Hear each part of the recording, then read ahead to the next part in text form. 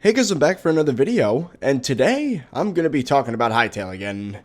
And today's video, we are going to get back into theory territory, slash also suggestions, so a little bit of both. And today's topic will be farming. So mob farming, automation, late game, gathering resources through exploits of the game. Not always exploits through the game, but generally that's what it is, at least in the case of Minecraft.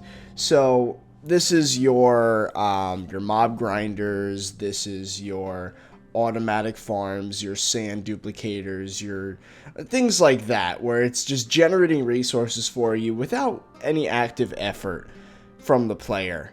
And sometimes they take a lot of work to make. And in the late game, they're really fun to do. I mean, case in point, if anybody on my channel has checked out Survival Island, they would tell you, oh boy, those guys took their world to the next level and did frankly too much. To the point where like half the world is all dedicated to mob farming and crop farming and just making these crazy amounts. Like, you get so many resources that you just don't know what to do with it, and it's fun. It's a great way to spend post-story gameplay. So, how do I think Hytale should do this? Well, one thing that actually got my attention was the mob behavior post, the blog post, and it featured a little scene with a Trork getting lured over to a chunk of meat on the ground, picking it up and eating it. Now, I don't know how advanced the AI is in this game, but what I could tell you is my brain already is coming up with ideas. Just imagine having a piece of meat just sitting on the ground, and a Trork sees it, walks over to it, and then maybe there's a hole, and he falls in the hole, gets crushed by something, dies, and then his drops are automatically picked up by some sort of pipe or hopper or something, and then are funneled into a container for the player to come and get later. Is that something that would be possible in Hytale? Well, the thing is, right, AI might be a bit more complicated than that. For example, even Minecraft has little protections against this. Of course, there's problems with it, but for example, a mob won't walk over an edge if there's a cliff that they'll take fall damage. So even if it's like 4 or 5 blocks, they won't walk over it because they'll take fall damage. But a way to get around this is just to have a 2-block high hole and have water currents. So they won't take fall damage if they fall down there, but they will get swept away by the current and then brought into whatever grinder you have. So I would imagine things will probably even further still be complicated in Hytale. But, you know, that's the challenge, right? Is to come up with a mechanism that outsmarts the Trork. People can probably do it. Even if, like, if we're talking real life, if there was this creature that wanted to get food and you had to find some way to trap it. For example, I watch a lot of iDubbbz, and that's one of my favorite series, is the Save the Squirrels initiative. You know, you'd have a trap where it's just like a box, and then the second that the squirrel steps on a pressure plate, it will close the door behind the squirrel and they'll get trapped in the box. Things like that, I don't know. Anyway, let's keep going with the concept, shall we? What other ways would I want to farm in Hytale? Again, we're not talking about crop farming, we're talking about mob farming and, you know, exploits of that nature. So a small scale trap would be nice, for example, a prawn trap, like in a river. I also watch a lot of primitive technology, and that's something I saw him do. He basically weaved a basket and would put it in a creek, and I guess the open end of the basket was facing away from the current. So if a prawn or something, a prawn is basically like a little lobster or a crawdaddy, I think they're called sometimes if you're down south. They would swim in there, and the current would keep them stuck inside of the basket, and then later on, like a day later, he'd come in and pick it up and he would have some trapped prawns. So something like that would be cool.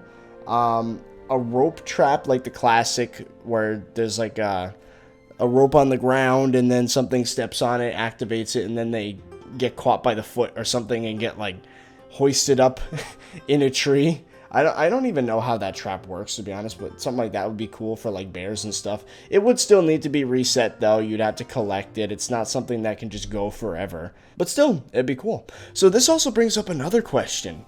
If we're talking about farming things like skeletons, like those ocean creatures, how are they going to spawn? do mobs spawn in the dark, like in Minecraft? I personally hope that's not the case, because I do think there is something to be said about a build being really nice looking if it isn't just completely covered in torches. I do think it'd be nice to be safe in the dark. Maybe instead mobs would spawn in areas that are, you know, predetermined to be dangerous areas or something like that. But I don't know. Mob spawning in the darkness is something I'm frankly kind of tired of in Minecraft, because there's a lot of situations where you just don't light up your house enough from the inside. Creeper spawns right in the middle of your house, blows up. Not really about that. It's not really the place for combat to happen. I think there should be safe zones. And that's just my opinion, though. That being said, mob spawning would be a lot easier to control as a side effect if that was a thing. Even though that's working with Minecraft logic, though. If you guys don't know, when you limit the amount of blocks that something could spawn in Minecraft, the mob limit doesn't change. So if you have only like a 3x3 platform in the middle of Skyblock, for example, then the entire mob limit can spawn on that teeny tiny platform, and that results in some crazy efficient mob farms, which is why every Skyblock Let's Play ever has like these stupidly efficient mob farms, because there's like only one place they can spawn. But anyway, Hytale might not work that way. Maybe it'll be smarter than that, and it'll be like, hey, there's only so much space, so it'll just lower the chance of a bad mob spawning. Another way to think about it is that maybe there'll be less enemies in the game, but they'll just be more difficult to defeat. I don't know. Maybe it won't just be something that pops up like every 3 seconds like in Minecraft. I think it'd be a great way to save on resources that way, like on the machine front, like the actual computer running the game. If you only have to render so many things, but each one is harder to defeat, it's still just as difficult to the player, but it's not as demanding for the PC. And that also would make farming a bit more difficult because, again, there's less mobs. As I referred to earlier, I do hope there are automation type systems in Hytale, for example, pipes, something similar to hoppers, although I would like something like a multi-directional pipe that'd go up, kind of like Buildcraft. That'd be neat. Conveyor belts. That brings up another question too. Will chunk loading be a thing? Most likely yes, because I mean the game has to, it can't load the whole map at once. That's just dumb. Like, that's just not a thing. So how will terrain load, and how will that affect mob spawning? Will it be similar to Minecraft, whereas like if you're on a multiplayer server and there's like 10 people online, that all the mobs would have to be evenly split between the chunks that are loaded by the 10 people in the game, therefore resulting in less mobs overall, which makes the gameplay experience crappy in my opinion? Or will it be something else? I don't know. And again, it would break most mob farms like sky traps and whatnot, even if there's 2 players online and they're in different spots, because the mob limit will get taken up very quickly by the person that's not near the farm, because the farm will immediately kill all the mobs that spawn in it. More and more will eventually spawn by the other player until there's like none left at the farm and the efficiency dies. If you're wondering why mob farms don't work in multiplayer situations, that's a big reason why. So now for the other kind of farm. So that was all about mob farming. Now we're going to talk about the ones that are based on the environment and items. So something like a quarry would be awesome. I think it's Buildcraft. It's been so freaking long. Or is it Industrial Craft? I think it's one of the two. Probably Buildcraft. It would eventually run out. You know, you'd reach Bedrock or whatever the bottom of the world is. Probably still Bedrock because, you know, that's the way it is in real life. But yeah, then you'd have to pick it up and move it eventually. But I just loved just watching the head of the drill just go into the ground, and you'd see the items flowing through the pipes, and it just kept doing its thing autonomously. It was very satisfying, and you could just walk away and let it do its thing.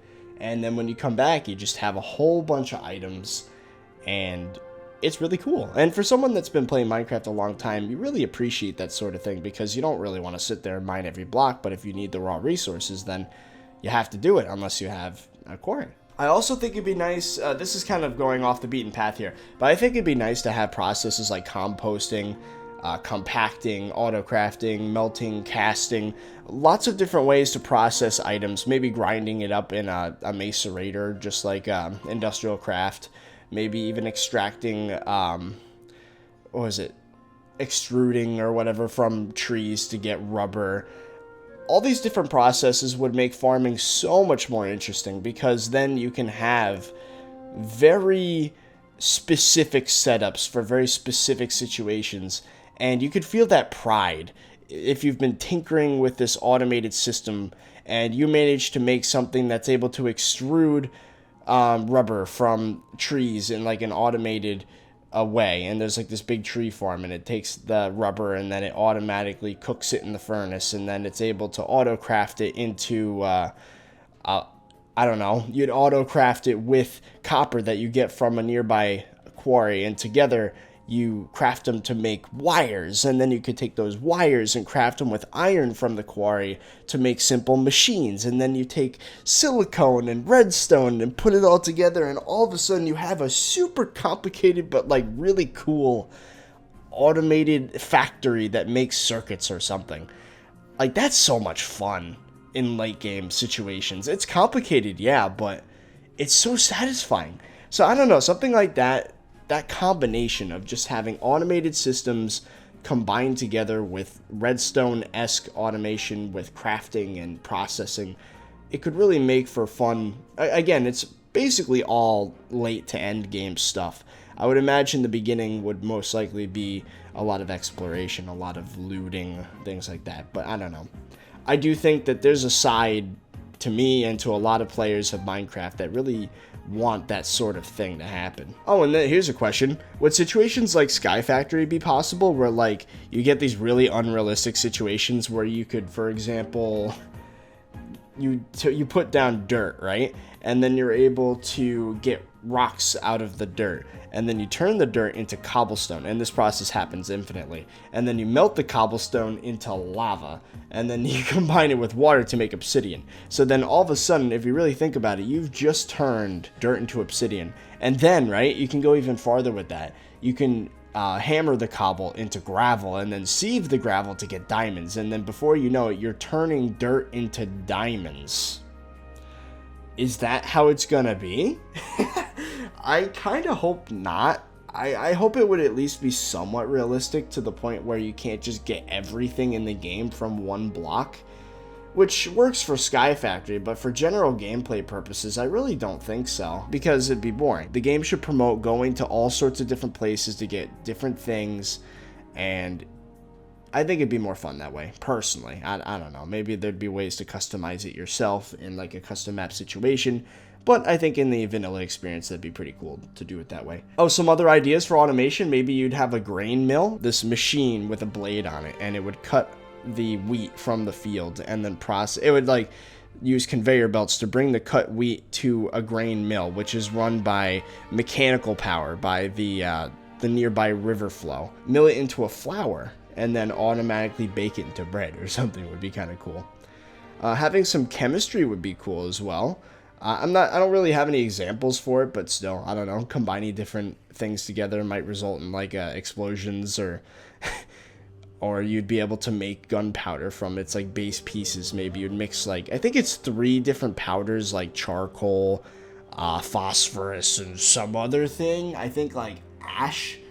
I don't know, but I think it'd be cool to get really specific with a lot of things like that, with some of the late game items like, you know, gunpowder.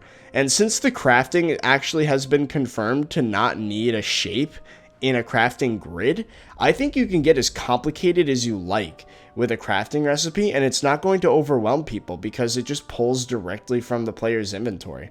I don't know if you guys knew that, but that's something that's been confirmed through some of the screenshots. But yeah, I think that'd be really cool. So we can get into the complicated modded type of recipes, and since you don't have to do all of this crazy patterns in the crafting table, it might make it a little bit more palatable to the general audience. Kind of going along the line of having, you know, dirt turn into everything in Sky Factory, I also hope there's no such thing as a box that just generates random items for you. For example, in some mod packs, there's a lava generator or a cobblestone generator, and it's literally just one block that you extract from. That's no fun.